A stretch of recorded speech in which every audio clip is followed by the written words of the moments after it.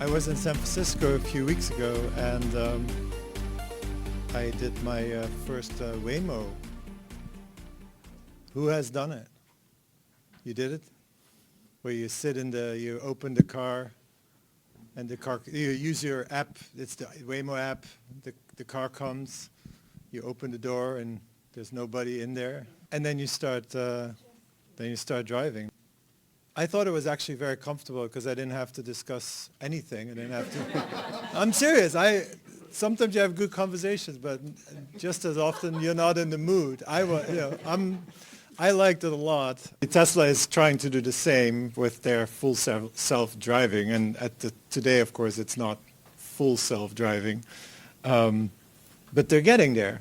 And the latest versions, you don't have to have your hands on the wheel anymore. You still need to look, but it can actually take you from your home to another place through the streets, avoiding things, and they're behind their Elon time, as they call it. But we're clearly, I believe, like looking at the Waymos. By the way, Waymo, are you guys aware they're doing 100,000 rides per week now?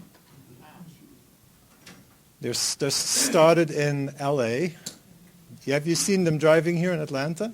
So these are not self-driving yet. There's people in there, and that's because they're mapped. So they're working on basically mapping, finding out all the oddities of how different it is to drive in Atlanta versus San Francisco. And this is the world where Will is living. And so, Will, maybe you can introduce yourself and talk about how you got to what your path is to self-driving cars from where you started. Yeah, well, I'm Will. I don't have the name tag. I guess I missed the table. But my first ride in a self-driving car, I think, was much scarier than John Luke's. I used to work in a research lab. After school, I directly went into a research lab developing the algorithms for self-driving cars, for passenger vehicles. Like he wrote in semi-trucks, and then eventually autonomous racing and defense applications as well. But yeah, I think my first ride in a self-driving car, I was a master's student at the time. I had written some code to control the steering and the throttle and the brake, and we get in it, and I'm the test driver. And we start going, and it's actually going well for a few seconds, and the next thing you know, it starts to veer off the road, and you grab the steering wheel and and save it. And so, yeah, I spent years in the research lab developing the control and the decision-making algorithms for self-driving vehicles.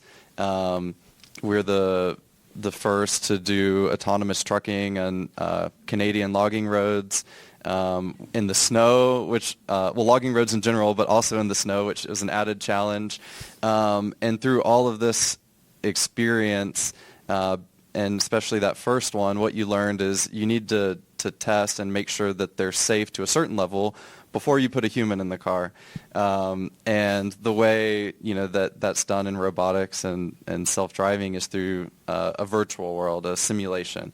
So all the experts pretty much agree that somewhere between 5 and 11 billion miles need to be driven by an autonomous driver before it can be guaranteed that it's better than a human driver. And that's obviously not feasible even at the government reimbursement rate that doesn't include a test driver. That's not possible. And so simulation and testing in a virtual world is really the primary tool that people developing autonomous robotics use. And so through that experience, I eventually had the opportunity to get involved in autonomous racing. There was an international competition that brought together the 40 of the best research universities from around the world in autonomous driving, and I convinced the university to let me start a team, and we did. And this car here that you see driving around in this sporadic marketing video has no driver if you look closely. There's no helmet in there. It's just a computer and sensors. And with that, the theory was these autonomous cars have always been 1 year away, right? Elon says that every year. Next year, yep. your Tesla, year, autonomy. You can take a nap. And people, I think, take it seriously, and then they do take a nap, and then that's when these crashes happen. But the real problem is not the normal driving. That's been solved for 5 years. It's all these edge cases where a child runs out in the road, somebody runs a red light, maybe the weather conditions are horrible. And so the theory was, with autonomous racing, if we bring the best 40 research labs in the world and make them race with no driver, then we can put them in edge conditions all the time and push that forward. They eventually narrowed it down to the top 10, which we were one of those. And then we led that program, and we were the top finishing U.S. team in that competition. Well, you think with no human driver, maybe the stakes are lower, which yes, they are, but these are very expensive multi-million-dollar cars. And so we also found out very quickly one little mistake can cost $100,000, if you crunch up just one little corner of those cars. And so simulation was not important necessarily for human safety, but for financial safety. And so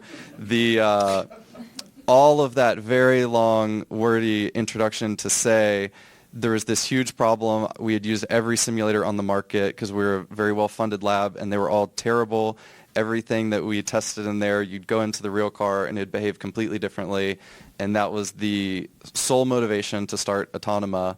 And really, that was the only plan behind it. It was not well thought out. It was just, let's just create something better because this has been such a pain point for us and everybody we know. So simulations are hard. Very hard, yes. Yeah. What are we seeing up here? So can anybody, does anybody know what this is if you're looking at it? Is it LiDAR? It is LiDAR. 100 points to Gryffindor. So the thing about simulation, like I mentioned, is it has to be an accurate representation of the real world for it to have any value. And that's where we saw there was this biggest gap. Now, we had spent all these years doing research and getting masters and Ph.D.s and vehicle dynamics and sensors and AI and all these different things. And we wanted to take that knowledge, basically taught us that everything on the market was bad. And so we wanted to take that and put it into a commercial product. And so what we did is we took that research level knowledge and fidelity and put it into a product that simulates the dynamics of a vehicle, the environment, all of the sensors. This is one example, LiDAR, which is one of the most complex to simulate, and basically be able to create the most accurate virtual representation of the real world. So right here, one of these is simulated and one of these is real. Can anyone tell which one's which? You have a 50% chance. Hopefully not. But as you can see here, we've been able to replicate not just the visuals of an environment like a video game, but the raw data that comes out. And this is gigabytes of data every second that these vehicles generate. This is 3 LiDAR being simulated here, but this vehicle in particular has 7 cameras and 4 radar, 4 GPS, a couple IMUs, and lots of compute and networking that all has to be simulated. So LiDAR is basically a bunch of lasers being shot out, and then it tells you exactly 3-dimensionally where everything is, in an environment. And so It's a kind of radar, but much more detailed. yeah, instead of using radio waves, it's using light waves. So not to get too much into the weeds, but we started that. Like I said, we had no plans, so we just bootstrapped, and we were able to get our first customers who had the same problem as us and really start to solve that same problem for others. Yeah, and so where does this make sense, and where are your clients now that you've gone into the market and beyond autonomous racing? Because there's a lot of autonomy these days, and there is a lot of need for the safety. Mm-hmm. Yeah, so what we've found is, there are the OEMs and the autonomous vehicle companies like Waymo that are out there doing autonomous driving, but there's actually a lot of other industries that maybe they're less flashy, but that are actually much more mature in their adoption of autonomous robots. One example here, airports are starting to test out and use autonomous vehicles for baggage handling, for detecting and retrieving foreign objects, for security. The same thing for warehouses, manufacturing. They've been using that for years, mining, all these other industries that people don't think of when they think of an autonomous vehicle. These are actually much more mature, and luckily for us, none of our competitors are actually looking at these markets at all. They're all focused on the auto makers, and so that's where we've started to focus in a different area, bringing the same exact technology that we showed, but bring it to somewhere where it can actually affect people, I think, earlier on, and where it's more ready. Yeah, and how about like infrastructural, like I think you're working very near here with a new client or almost new client? Almost new client. Yeah, the legal side can take a bit, but I think we can talk about it here. yeah, this is all confidential for the moment, but we had always been coming at it from the side of the vehicle, simulating the vehicle, but to do that, you also have to simulate the environment. What we found, and was actually been really surprising, is the response we've gotten is there's the entire other side of the coin, which is the people that own the environments, so the people that own the infrastructure. So it's not just the car going through the city, but it's also the city itself. So nearby, there's a town called Peachtree Corners, that is very advanced in integrating smart infrastructure and sensors into their city. There's been a lot of autonomous vehicle testing there, all of which has gone very poorly, at least in the beginning, because they didn't have an accurate representation of their city for people to test in. So these conversations started out with, we can make a digital version of your city, and then all these people, Waymo, May Mobility, that want to come in and deploy, they can first test, and then that way when it goes out and the leaves fall, they don't get confused, because that doesn't happen, where they're from. And where that's actually led is there's all these other applications of the exact same technology we've developed in other areas. So here is an example. There's a really dangerous intersection that there's been a lot of high-speed accidents, and even fatalities, and so they're looking to replace it with a traffic circle. What happens in the U.S. when you put in a traffic circle is all the citizens get upset, the city council hears about it, and so what they want is they want to be able to show and demonstrate what it's going to look like and the actual impact that it can have, and so we're partnering with them to actually help them simulate the kind of accidents and collisions that are happening currently, which they have all the data on, and then show what it will look like in the real world, not just statistically, but with the actual physics and dynamics, and being able to see what those potential dangers are in accidents and massive reductions and fatalities can be if they change it. And so it's really exciting, because we're talking about one intersection here, which is where we're starting with them. They have an entire city. You can also extrapolate that out to basically every road. We're also talking with Georgia Department of Transportation. Their biggest challenge, their biggest issue that they have is accidents. They want to reduce accidents, obviously to save human life, but also because every time that happens, they get sued. And so if they can, in the design process, every time they're building or updating a road, if they can simulate different layouts, or maybe they need a barrier here, maybe they need a different type of intersection, they can prevent those. And then when they do get sued, they can show that they did their diligence and they had the safest design out there. Yeah, and by the way, does anybody know how many people die in traffic in the U.S. every year? Any idea? Any estimate? 40,000. 40,000. That's the number. Yeah. Yep. Thank God it's not 300 or more, but 40,000, by the way, if you compare it like with any European country, is at least double the numbers in other countries. So it's a huge, huge number, and there's a lot of, especially I believe, autonomy will probably get rid of, 95% of those very quickly. They say 95% are human factors. Yeah, because people, they might make mistake autonomously, but they will never be drunk, they will never be distracted, they will never had a fight at home before getting in the car, or a fight Texting. in the car, or texting, or all of Does that. that mean we're getting more rotaries around the country? Well, what we're trying to do is make the vehicle safer and make the road safer. So we're doing both sides of the coin. I think we probably will be seeing more and more traffic circles because they very greatly reduce that. I mean, that's not, we're happy to simulate it. That's not where we're lobbying for anything, but yeah, there's been lots of towns. There's a town in Indiana that replaced all their intersections with traffic circles, and now they have Could you zero. simulate what you could do with Atlanta traffic? Yeah. Yeah. So we have, you know, You could built simulate anything. we Yeah. built an entire traffic engine. So all of the agents is driven by AI. I know that's why we're here. Everybody wants to talk about AI. But all of the agents, so we simulate human behavior. We simulate the pedestrians. We simulate, obviously, the autonomous vehicle. We have human interface. So you could drive through Atlanta traffic. I mean, here at Peachtree Corners, they're also putting in an apartment complex, shops, and a hotel that's going to add traffic. And Can you simulate what it'll be like after all this? exactly, that's Yes. what they can't These do. are the You could two tell scenarios. David Cummings, Yeah. you simulate That's right.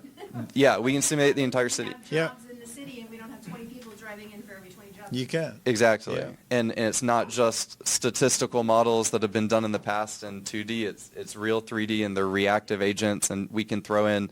And the other thing we're doing that I know we haven't touched on yet that's completely unique to us is we're fusing in the live traffic data that they already have from these intersections. So we're putting those agents into the simulation. So those are real, you know, talk about AI, that's a bunch of human AI that's in the loop in the simulation, and then we can throw in another 500 vehicles that aren't actually there, and they can all react, and we can see how that behaves. So that's something that we're actually demoing in Texas next week. If anyone doesn't have plans on, I guess it's either Wednesday or Thursday of next week, we have a private event going on with one of our customers in Austin. It's going to be super cool.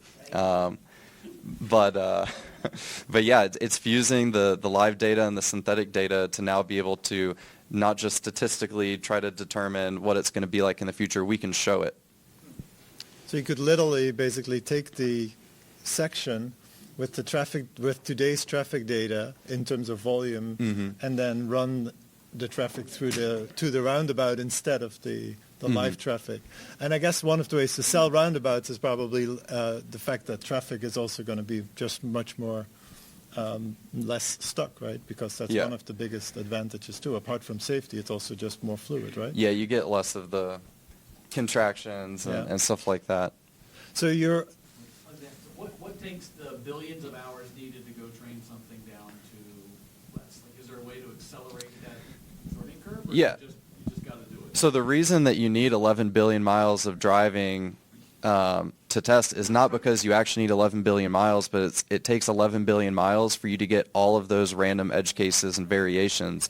So now we can target exactly those things that are super rare that maybe happen once in your life or never happen, like a drunk driver running a red light as you're going through at night, or a child running out on the road. All of those things, we can take those and test specifically for those and test them in every weather condition and every variation of that. And so now you don't need 11 billion miles. You maybe need, 100,000 scenarios. And we can now also, we're cloud native, so we can test that in parallel at scale. And what would take, 100 years to actually test on the road can now probably be done in a week. You can simulate the ride from hell, basically, that is only edge cases, instead of having to drive so many miles. And if every car magically had all the LiDARs on it and was pumping that data back, would that just accelerate finding all those scenarios so that you could simulate it as well? Exactly. You're actually connecting the dots for me. So a city like Peachtree Corners and a lot of these cities that are trying to be more advanced and they're putting in LiDAR and cameras in all their intersections, we can take all of that data and then automatically be generating those scenarios instead of an engineer or a group of engineers at Ford trying to think of everything that could happen. We actually now just have everything that is happening, and then we can make all the variations off of that.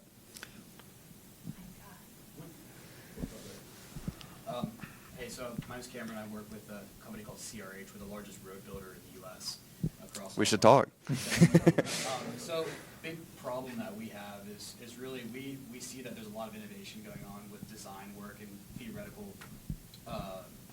theoretical changes to roadways. However, when projects are designed, oftentimes they're designed years prior, and they're put on a shelf, and then they're put out for tender for bid. And so companies like mine will go and bid on those projects and then build them. We know that there's a better way to build them, but we can't take them along for that journey because it's already been pre-designed. So I'd be curious for your conversations in Austin and more generally Peachtree Corners and others, how can you take their design and say, guys, this is an old design. There's a better way to build this. If you did it Much this way, safer. yeah. Maybe don't change the budget too much, but I think that influence factor right there will be really important. So I would love to talk more about that. Yeah, for sure. Let's talk after this. Yeah, we literally were having a very interesting conversation with GDOT 2 days ago about this specific thing. Why do they sit on the shelf? Just budget, basically. So they will pre-budget. When I say they, the departments of transportation will be budgeting projects, and so they'll design these projects for future need, and then when they're ready for the fiscal year, then they'll be put out for tender for basically the lowest bid. And so that's one other thing to add. The lowest bid is oftentimes the winner. Right. It's Mhm. not the safest answer. Right. Yeah. So that's another thing I'd love to discuss. It's the opposite of defense, where the highest bid always wins. 2 questions, yeah. A slight detour on the question here. I mean, you must consume an enormous amount of computing resources. As companies are building AI capabilities, can you model out your costs, or is that possible these days, or you? Yeah, so one of the things that's, I guess, one of the benefits of using us is we're extremely efficient with the simulation. So one company we're working with is Booz Allen Hamilton. You may be familiar, they're a large defense prime. They have an AI division that is using our simulation to develop with pure reinforcement learning, autonomous drivers that are better than a human for all kinds of applications, as you can imagine.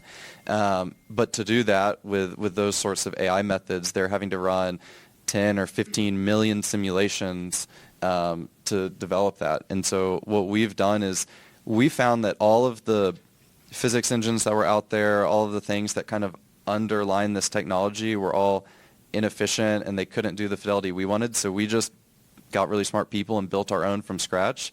And it's much more efficient. So on like a normal laptop like that I have, you can run our simulation at 20 times real time.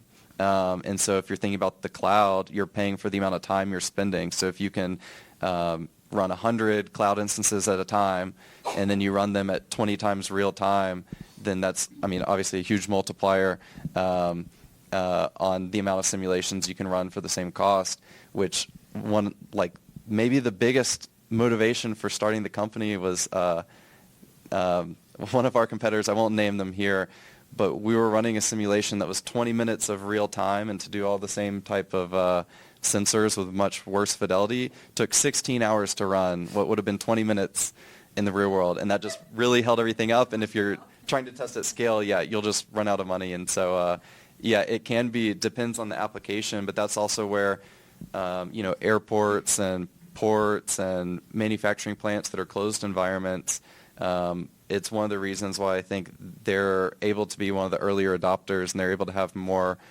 benefit and more of a business case is in that closed environment. You can really constrain, what you need to test and what the potential risks are. Question, what do you think from a challenge standpoint for you? Is it largely when you're presenting, you're talking to whether it's challenges, whatever it is it behavioral, or do you feel like there's organization that I'm never going to jump in a car, I'm not behind the wheel of? How much does that impact what you from your selling process, or do you have people over that? Yeah, I think the challenges in sales are really different based on the type of customer. If we're talking to the people developing the vehicles, they know, they're already using something for simulation, and they're already usually very unhappy with it. And so we're not really having to educate them there. It's just trying to prove to them, when all these other companies they've tried have kind of lost their trust because it wasn't as good as they said, it's trying to prove to them that ours can do, what we say. Now, dealing with the people on the infrastructure side, this is a new market for them because they haven't been thinking in this digital world, and they haven't been thinking in this future-looking way. And so they're blown away because they've never even comprehended it, but that takes some time for them to be educated and understand and allocating budget for it. So I'd say the challenge there is, there's no competition, and the value proposition ends up being really clear, but it's just they were never even, it wasn't even on their radar before. We have time for a final point. So I think it's been mentioned before, but 1996 was a big year for Atlanta. 2026 is also going to be a huge year, I think, for Atlanta with the World Cup soccer coming, and that is also something that's where local city governments are interested in simulating. Yeah, so we've been talking with LA and New York, both about the Olympics and the FIFA World Cup coming up on what they can do, because they have so many of these problems that can be solved with simulation. It's not just how do they route traffic, it's where do they put barriers, what are the sight lines for security, where do they need to put these sensors. And so, yeah, when it comes to Atlanta, I think we'd love to be having the same conversations here about, for the World Cup, how can we help the city prepare and get the most value out of it and have the least congestion and the most safety around that. And you'll have a little bit more time to work on the simulation of the Dutch soccer fans in the streets doing the wave. I don't know if you've seen the orange wave. And the flares. Yeah. I'm a big F1 fan, so every time it's the Dutch Grand Prix, there's the orange smoke coming up. And, yeah. But it's also exciting. the pedestrians in the streets doing the wave. So Yeah. That's a good simulation challenge. There you go. Hey, I think with that we can close it.